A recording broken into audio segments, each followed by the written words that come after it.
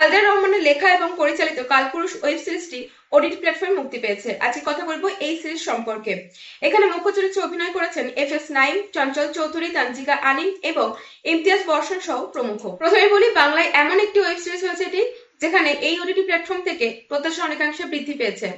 অন্যদিকে যারা German web series dark কিংবা 1899 দেখেছেন তাদের জন্য হাইলি রেকমেন্ড করবো এই series। এটি একটি সায়েন্স ফিকশন এবং মিস্ট্রি ধর্মীয় ওয়েব সিরিজ, যেখানে মূল গল্প একটি মার্ডার কেস সলভ করা নিয়ে। নাইমের ক্যারেক্টার এই কেসটি সলভ করছে, কিন্তু আশ্চর্যজনকভাবে নাইমের ক্যারেক্টারটি এই মার্ডারারকে খুন করেছে। তানজিকা আমিন এখানে নাইমের ক্যারেক্টারটির ওয়াইফের রোল প্লে করেছে।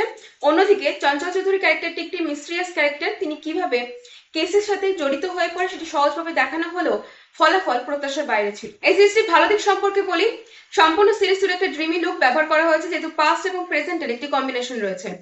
এছাড়াও ধানমন্ডি শহরটাকে খুব সুন্দরভাবে এখানে উপস্থাপনা করা হয়েছে।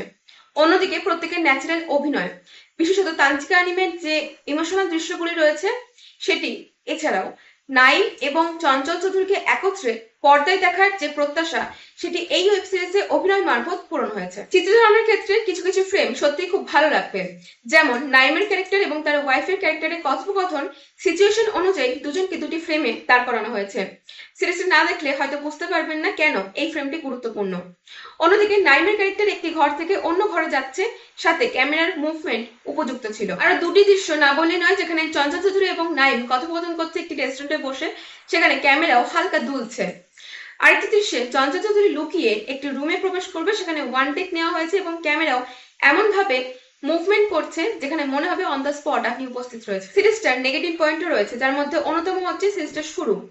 এই সিরিজটা আর পাঁচটা সিরিজের মতনই ছাপোষা হয়ে গেছে শুরুর দিকে, একটু অন্যরকম ভাবে ভাবা যেতে পারতো।